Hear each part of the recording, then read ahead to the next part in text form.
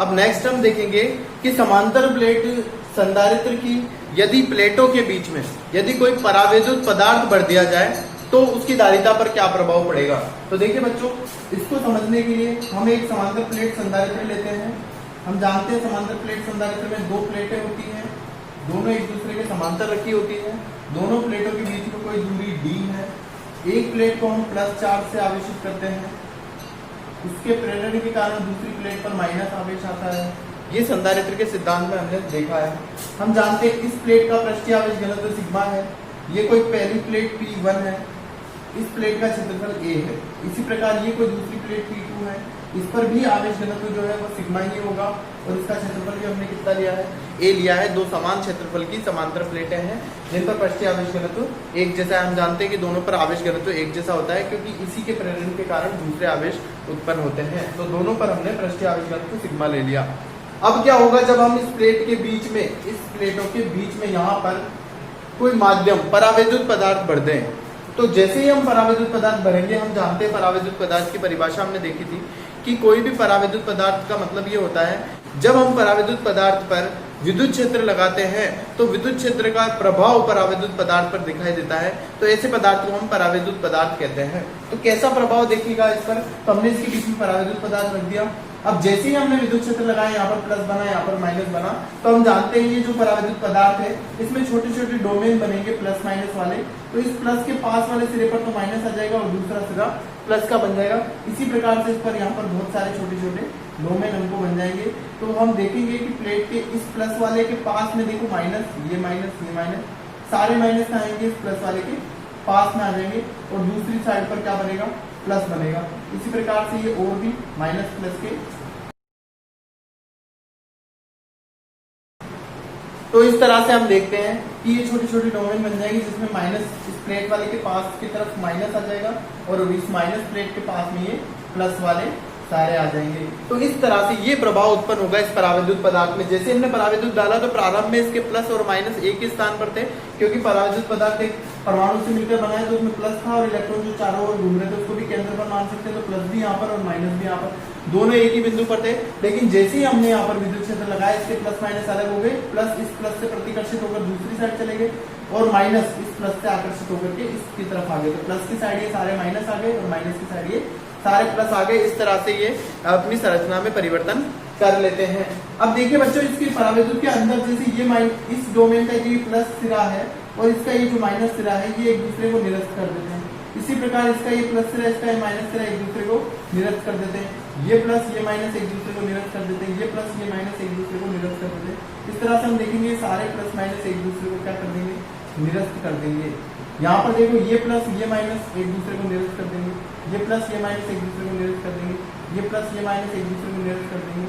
यहाँ पर ये प्लस माइनस निरस्त कर देंगे, ये प्लस माइनस एक दूसरे को निरस्त कर देंगे। तो हम देखते हैं कि पूरे परावैद्युत पदार्थ के अंदर ये प्लस माइनस ये आपस में एक दूसरे को निरस्त कर देते हैं। केवल और केवल ये कॉर्नर पर जो यहाँ पर ये माइनस बच गया एक, ये बचे रह जाते हैं। ये प्लस थे, इनके पास माइनस बचा रहेगा और ये माइनस थे, इनके पास ये वाले प्लस बचे रह गए। बाकी बीच में से ये सारे एक दूसरे को क्या कर देते हैं, निरस्त कर देते हैं। तो देखिए बच्चों, इनको निरस्त कर देते हैं तो इनका कोई योगदान नहीं है विद्युत क्षेत्र के अंदर। इसके प्लस के कारण जो विद्युत क्षेत्र बनता है, माइनस के कारण बनता है, एक दूसरे को निरस्त कर दिया। तो इनको हम हटा सकते हैं यहाँ से। तो देखिए बच्चों, इसको मैं हटा करके दिखाता हूँ कि ये डायग्राम हमको कैसा दिखेगा। तो ये जब हटेंगे तो ये देखो यहाँ से ये एक दूसरे को निरस्त करते जा रहे हैं। तो जिन्होंने एक दूसरे को निरस्त कर दिया मैं उनको डायग्राम से मिटा रहा हूँ।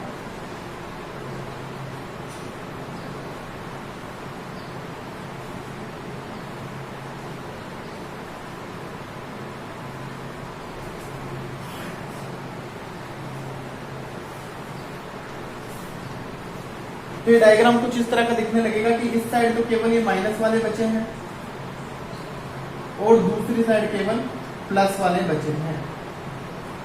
किसके माइनस और प्लस है कि इसके बीच में जो परावैद्युत पदार्थ भरा था हमने, यहाँ पर जो हमने परावैद्युत पदार्थ भरा था, उस परावैद्युत पदार्थ के कारण जो माइनस और प्लस आए हैं वो यहाँ पर है। तो यहाँ पर एक लेयर हम देख रहे हैं कि माइनस की लेयर यहाँ पर बन गई, प्लस की लेयर यहाँ बन गई। तो इस प्लस से माइनस की और एक और विद्युत क्षेत्र उत्पन्न हो जाएगा। भाई एक विद्युत क्षेत्र तो प्रारंभ में था, इस प्लेट पर प्लस था, इस प्लेट पर माइनस था, तो इस प्लस वाली प्लेट के कारण इस माइनस वाली प्लेट की तरफ एक विद्युत क्षेत्र था जो प्रारंभ का विद्युत क्षेत्र था, इसको मैं EO कह देता हूं, अर्थात ये निर्वात की उपस्थिति में था, जब इस प्लेटों के बीच में कोई भी माध्यम नहीं भरा था, उस समय की बात है ये। और जैसे इसके बीच में माध्यम भर दिया तो यहाँ प्लस वाली बन गई, ये वाले माइनस वाले बन गए, तो इस प्लस से इस माइनस की ओर एक और विद्युत क्षेत्र बन गया। ये विद्युत क्षेत्र किसके कारण बना है? तो ध्रुवण के कारण बना है।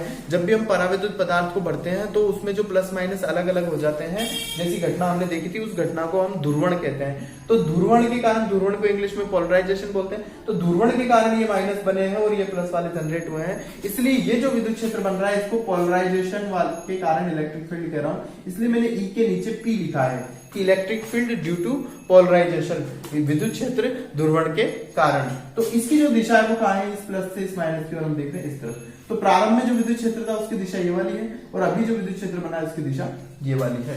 तो हम लिखेंगे निर्वात की उपस्थिति में प्लेटों के मध्य विद्युत क्षेत्र, अर्थात इन दोनों प्लेटों के बीच में जब निर्वात था, कुछ भी नहीं था, उस समय पर प्लेटों के बीच में विद्युत क्षेत्र क्या था? तो E0 बराबर सिग्मा अपॉन एप्सिलॉन नॉट। अब देखिए, अच्छा इसकी दिशा कौन सी थी? तो P2 की ओर, P2 प्लेट की ओर, क्योंकि प्रारंभ वाला विद्युत क्षेत्र था ये वाला, P2 प्लेट की ओर। अब लिखेंगे पराविद्युत पदार्थ की उपस्थिति में विद्युत क्षेत्र जो है EP बराबर, वो क्या हो गया? तो वो हो जाएगा उसमें, इसमें प्रेरित, अब इसमें आवेश घनत्व कितना है? तो ये पोलराइजेशन के कारण उत्पन्न हुआ है, इसलिए इस आवेश घनत्व को, ये जितना आवेश घनत्व उत्पन्न हुआ है, इसको मैं कह देता हूं सिग्मा P। ये आवेश घनत्व के नीचे मैंने P क्यों लगाया है? क्योंकि ये जो पोलराइजेशन हुआ है या ध्रुवण हुआ है, उसके कारण जो आवेश उत्पन्न हुए हैं, उसका आवेश घनत्व कितना है? Sigma P। तो यहाँ विद्युत क्षेत्र की तीव्रता आ जाएगी sigma P upon epsilon not. अच्छा, इसकी दिशा कौन सी होगी? तो इसकी दिशा है इस तरफ, अर्थात P1 प्लेट की ओर। अतः प्लेटों के मध्य जो परिणामी विद्युत क्षेत्र होगा, वो परिणामी विद्युत क्षेत्र E बराबर हो जाएगा E0 प्लस EP। दोनों को क्या कर देंगे? जोड़ देंगे। तो यहां से रखें सिग्मा अपॉन एप्सिलॉन नॉट। अच्छा, ये किस दिशा में? P2 की ओर। अब प्लस EP क्या है? Sigma P upon epsilon not. लेकिन ध्यान रखिए बच्चों, ये किस दिशा में? इस दिशा में, इसके विपरीत दिशा में, P1 की ओर है, इस दिशा में। तो यहाँ पर ये प्लस के साथ साथ ये किस में आएगा? माइनस में आ जाएगा, क्योंकि दिशा एक दूसरे के विपरीत है। तो परिणामी जब विद्युत क्षेत्र निकालेंगे तो माइनस में आएगा। इसको पहले से माइनस में लिख लेते हैं यहीं पर कि E0 माइनस EP। तो यहाँ आ गया minus sigma P upon epsilon not. ये हमारे समझ में आ गया, क्योंकि दोनों की दिशाएं अलग अलग हैं, इसलिए परिणामी विद्युत क्षेत्र निकालेंगे तो माइनस में आएगा। इसको थोड़ा और सॉल्व कर ले तो sigma minus sigma P upon epsilon not, समीकरण नंबर 1। इस तरह से हमने जो दोनों प्लेटों के बीच में परिणामी विद्युत क्षेत्र होगा, उस परिणामी विद्युत क्षेत्र का मान ज्ञात कर दिया। अब देखिए बच्चों, परावैद्युतांक की परिभाषा से, परावैद्युतांक की परिभाषा से हम जानते हैं कि माध्यम की उपस्थिति में, कोई भी माध्यम हो उसकी उपस्थिति में जो विद्युत क्षेत्र होता है, उसका मान निर्वात की उपस्थिति में विद्युत क्षेत्र का एप्सिलॉन R का अनुपात होता है। अर्थात माध्यम की उपस्थिति में जो विद्युत क्षेत्र होता है वो बराबर होता है एप्सिलॉन 0 अपॉन एप्सिलॉन R। ऐसा हमने पहले भी निकाला है। विद्युत क्षेत्र की परिभाषा जैसे हम देते हैं E बराबर KQ upon K 1 upon 4 pi epsilon 0 upon R square. और यही अगर हम माध्यम की उपस्थिति में निकालें तो 1Q upon 4 pi epsilon 0 epsilon R into R square. यहाँ एप्सिलॉन R और आ जाएगा, तो ये Q अपॉन 4 पाई एप्सिलॉन 0 और R स्क्वायर, इसको क्या लिख सकते हैं? निर्वात की उपस्थिति में ये वाला E0, और अपॉन में क्या बच गया? केवल ये एप्सिलॉन R। तो माध्यम की उपस्थिति में जो विद्युत क्षेत्र होता है उसका फॉर्मूला होता है निर्वात की उपस्थिति में विद्युत क्षेत्र अपॉन एप्सिलॉन R। तो निर्वात की उपस्थिति में विद्युत क्षेत्र सिग्मा एप्सिलॉन 0 क्या है? सिग्मा अपॉन एप्सिलॉन नॉट, और फिर ये एप्सिलॉन R। इस तरह से समीकरण 2 भी हमारे पास माध्यम की उपस्थिति में विद्युत क्षेत्र E का मान आ गया। तो देखिए समीकरण 1 में हमने E का मान निकाला, ये वाला, और समीकरण 2 में परावैद्युतांक की परिभाषा से विद्युत क्षेत्र का निकाला, तो ये वाला मान आया। दोनों विद्युत क्षेत्र के मान है, दोनों को हम इक्वल करके रख दें तो हमारे पास एक फॉर्मूला आएगा समीकरण 1 में 2 से। समीकरण 1 में 2 से एक हमारे पास कह रहा है ये वाला sigma minus sigma P upon epsilon not बराबर, दूसरा कह रहा है sigma upon epsilon 0 epsilon R, ये वाला। इसको हम सॉल्व करें तो एप्सिलॉन नॉट से एप्सिलॉन नॉट कट गया, ये आ गया सिग्मा माइनस सिग्मा P बराबर सिग्मा अपॉन एप्सिलॉन आर। यहाँ से सिग्मा पी का अगर मान निकालें तो आ जाएगा सिग्मा, और ये इधर आ जाएगा कॉमन ले लो 1 माइनस 1 अपॉन एप्सिलॉन आर। ये इस तरह से एक हमारे पास फॉर्मूला आ गया। बताता है कि पोलराइजेशन के कारण, ध्रुवण के कारण जो पृष्ठीय आवेश घनत्व उत्पन्न हुआ सिग्मा पी, उसका मान इसके बराबर होता है। ये हमने सिग्मा पी का मान याद किया। अब देखिए बच्चों, आगे हम एक वेक्टर परिभाषित करेंगे, इसका नाम है ध्रुवण सदिश। ध्रुवण सदिश क्या होता है? इस ध्रुवण सदिश को पहली बात तो ये कैपिटल पी वेक्टर से लिखते हैं। कैपिटल पी वेक्टर ये है क्या? तो देखिए, जब भी कोई परावैद्युत पदार्थ होता है और उसमें हम विद्युत क्षेत्र लगाते हैं तो उसमें ध्रुवण उत्पन्न हो जाता है, अर्थात उसके प्लस और माइनस विभाजित हो जाते हैं। अभी हमने देखा माइनस इस साइड आ गए, प्लस इस साइड आ गए। तो ये परावैद्युत पदार्थ में घटना होती है, इस घटना को हम ध्रुवण कहते हैं। और ये ध्रुवण कितना ज्यादा हुआ है ये इस बात पर निर्भर करता है कि इसके बाहर जो हमने विद्युत क्षेत्र लगाया है वो कितना लगाया है। अगर हम कम विद्युत क्षेत्र लगाएंगे तो हम देख रहे हैं कि इसके जो प्लस और माइनस विभक्त होते हैं वो भी कम होंगे। जितना ज्यादा विद्युत क्षेत्र लगाएंगे इस परावैद्युत पदार्थ के प्लस और माइनस भी उतना अधिक ध्रुवण होते हैं, ध्रुवित होते हैं। अर्थात ये जो ध्रुवण सदिश है ये हमें बताता है कि इसके अंदर ध्रुवण कितना अधिक उत्पन्न हुआ है। तो जो ध्रुवण होता है वो किस पर निर्भर कर रहा है? तो वो विद्युत क्षेत्र की तीव्रता ई पर निर्भर करता है। अर्थात ध्रुवण जो होता है पी, वो ई के कैसा होता है? समानुपाती होता है। जितना ज्यादा विद्युत क्षेत्र लगाओगे परावैद्युत पदार्थ में ध्रुवण सदिश का मान भी उतना ही अधिक होगा, अर्थात उस परावैद्युत पदार्थ का ध्रुवण भी उतना ही ज्यादा होगा। तो यहाँ से जब ये समानुपाती चिन्ह हटता है तो एक नियतांक आता है, इस नियतांक का मान है काई। काई, इसको काई बोलते हैं, CHI, काई। तो ये काई एक नियतांक है जो हमें ये बताएगा कि इसमें ध्रुवण कितना गुना अधिक उत्पन्न होता है, विद्युत क्षेत्र के कितना अधिक गुना ध्रुवण इसमें उत्पन्न होता है। तो ये ध्रुवण सदिश है पी वेक्टर, इसका फॉर्मूला हम ध्यान में रखेंगे, इसका फॉर्मूला होता है काई इंटू ई। तो ये जो ध्रुवण सदिश है, अब ये जो ध्रुवण सदिश होता है इसका मान किसके बराबर होता है? तो ध्रुवण सदिश का जो मान है वो यहाँ पर जो प्रेरित आवेश घनत्व उत्पन्न हुआ है सिग्मा पी, ये प्रेरित आवेश घनत्व है ध्रुवण के कारण, ध्रुवित आवेश घनत्व है जो इस परावैद्युत पदार्थ का सिग्मा पी, तो इसके बराबर होता है। ये ध्रुवण सदिश का मान किसके बराबर होता है? सिग्मा पी के बराबर होता है। अर्थात इस ध्रुवण के कारण जो प्रेरित आवेश घनत्व उत्पन्न हुआ है सिग्मा पी, उसके बराबर होता है। तो ये जो पी वेक्टर है ये बराबर आ गया काई ई वेक्टर, काई ई की जगह मान रखते हैं विद्युत क्षेत्र की तीव्रता लगाइए, तो sigma upon epsilon 0 epsilon r बराबर सिग्मा पी।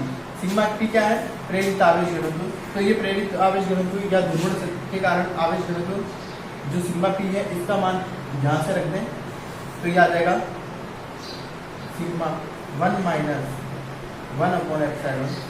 हमारे पास आ जाएगा यहाँ से काई ई अगर निकालेंगे तो सिग्मा से सिग्मा कैंसिल हो गया, ये इधर मल्टीप्लाई हो जाएगा epsilon 0 epsilon r minus epsilon 0 epsilon r upon epsilon r. इसको अंदर गुणा करके हमने एप्सिलॉन आर से एप्सिलॉन आर कट गया, काई ई बराबर आ गया epsilon naught epsilon r minus 1। तो इस तरह से ये हमारे पास ये हमारे विद्युत की प्रवृत्ति तथा एप्सिलॉन आर, जिसे क्या कहते हैं? परावैद्युतांक, माध्यम का परावैद्युतांक के बीच में क्या आ गया? संबंध आ गया। तो इस तरह से हमने विद्युत प्रवृत्ति काई और परावैद्युतांक के मध्य संबंध निकाला। अच्छा, ये जो शब्द आ रहा है विद्युत प्रवृत्ति, इससे हम क्या समझ रहे हैं कि ये किसी परावैद्युत पदार्थ की विद्युत के प्रति प्रवृत्ति है कि जब विद्युत क्षेत्र लगाएंगे तो वो क्या प्रवृत्ति दर्शाएगा, वो कितनी ज्यादा विद्युत क्षेत्र से प्रभावित होगा या कम विद्युत क्षेत्र से प्रभावित होगा। हर परावैद्युत पदार्थ की अलग अलग होती है। तो ये हमारे विद्युत के प्रति इसकी प्रवृत्ति को दर्शाता है कि कितना ज्यादा गुना या कम गुना से विद्युत क्षेत्र से प्रभावित होगा। तो इस तरह से हमने ये फॉर्मूला भी याद करा, ये रिलेशन भी याद करा, और ये हमारा टॉपिक हो गया कि समांतर प्लेट संधारित्र के बीच में जब भी हम कोई परावैद्युत पदार्थ भरेंगे तो क्या क्या घटनाएं होगी, कौन कौन से फॉर्मूला हमारे पास आए, तो फिर क्या प्रेरित आवेश घनत्व क्या होगा, और वो सब ये फॉर्मूला हमने याद किया।